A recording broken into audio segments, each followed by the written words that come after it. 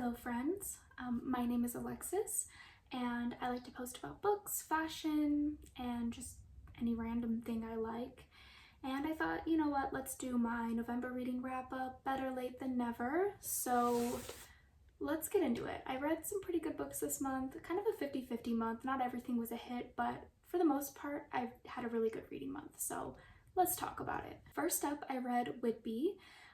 This is an arc that comes out in March. This was sent to me by Mariner Books, and I really enjoyed this. This was from multiple point of views, which sometimes isn't always my favorite, but I think it actually worked in this book. This is about two women who were abused by the same man when they were children. And so it's kind of about the aftermath of that, the long-lasting effects of abuse and trauma and how it impacted them as adults.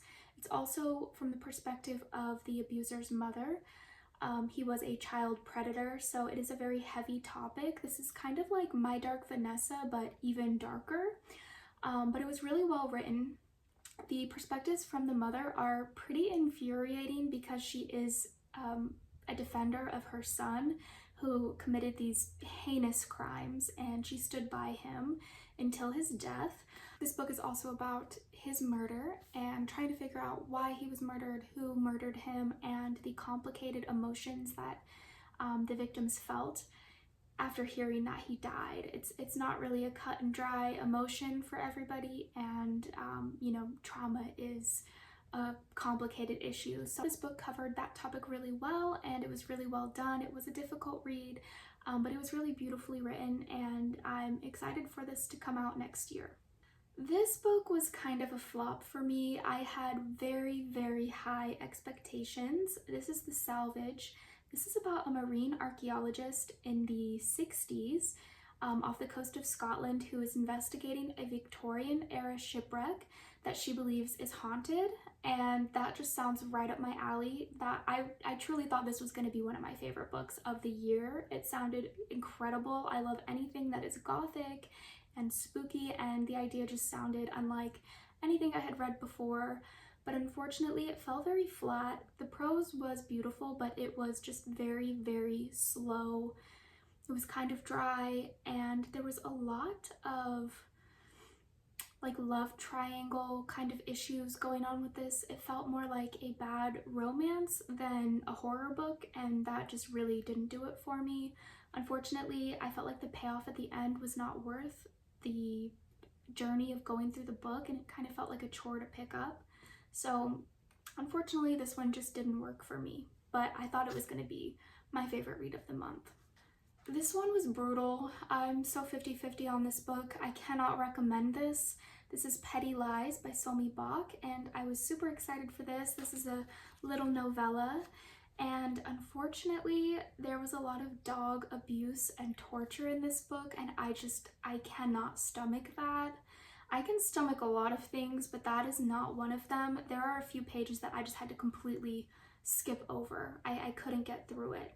But essentially, this is about a woman who becomes a tutor to a wealthy family that she actually wants revenge on for something they did to her own family. And she's grieving the loss of her family after some heated words were exchanged between the two families.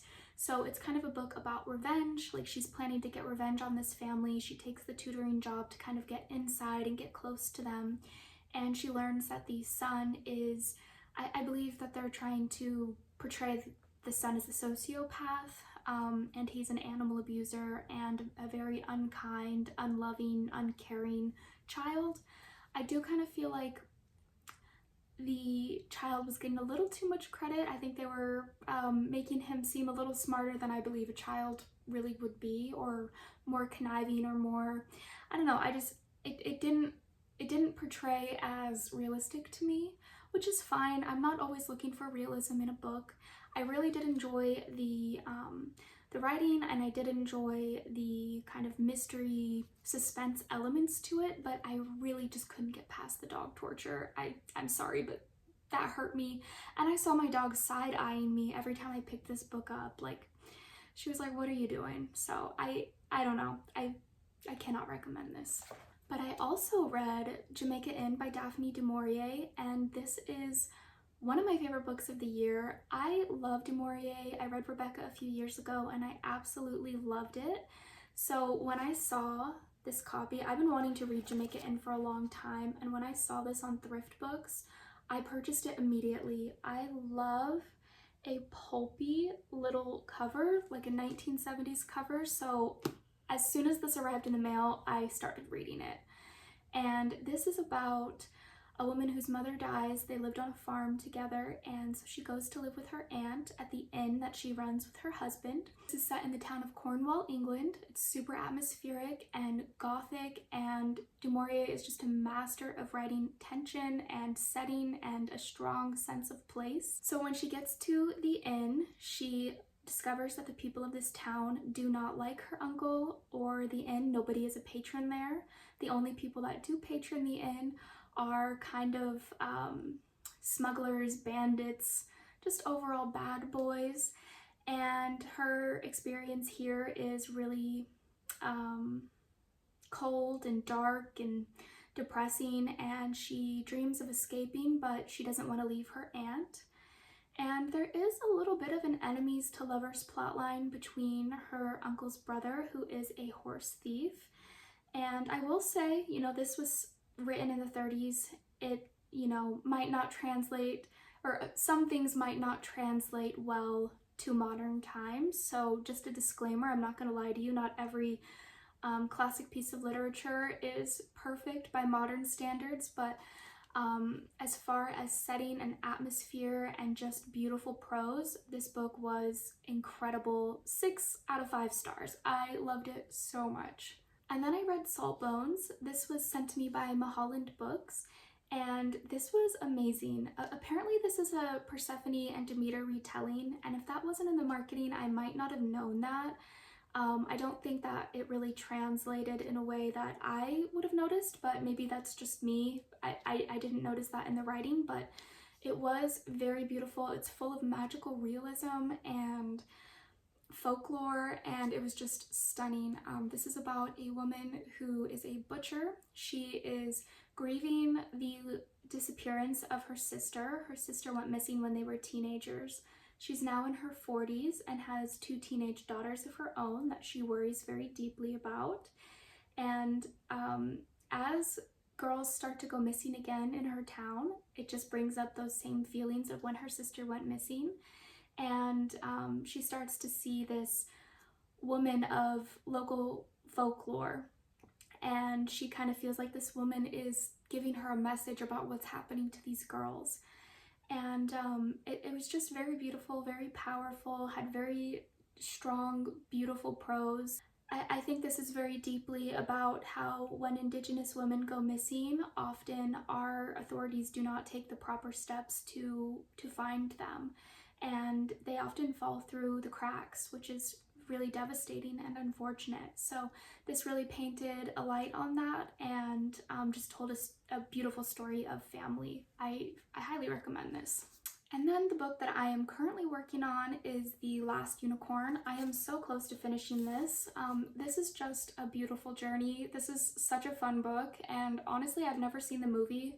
I have always wanted to watch it, so now that I've read the book, I'm probably going to watch it immediately. But this is about a unicorn who lives in this enchanted forest, and she begins to realize that she might be the last unicorn left in the world, and so she goes on this journey to try to discover what happened to the unicorns. And she befriends a magician along the way. She befriends this strong-willed woman named Molly, and they go on this adventure together to find a king who might have the answer to what has happened to the unicorns. It's such a whimsical journey. The prose is very beautiful, and it's quite humorous as well, and it just is really heartwarming and fun, and it has all these classic fantasy medieval tropes, and it's just perfect. So I highly recommend this. I was worried it was a kid's book, but it's not. It actually is written for adults, but I do think that this is the kind of book that you could read to your child at night and they would appreciate and love it just as much as an adult would. Also did the audiobook of Interview with the Vampire. I read this book a long time ago and I thought audiobooks might be kind of a fun way to revisit some stories that I love and want to reread. That way I could kind of reread them while I'm at work. Interview with the Vampire is just one of my favorite stories. I'm obsessed with the TV show, I'm obsessed with the movie, and the book is great too. There was a lot that I had forgotten, so it was really fun to kind of revisit. And I will say the narrator of the audiobook was not my favorite. Like, don't get me wrong, he was great. He just wasn't Louis to me. And the first book is from Louis's perspective, so I don't know, it was a little bit of a struggle there. But I did really enjoy it. I enjoyed the experience a lot.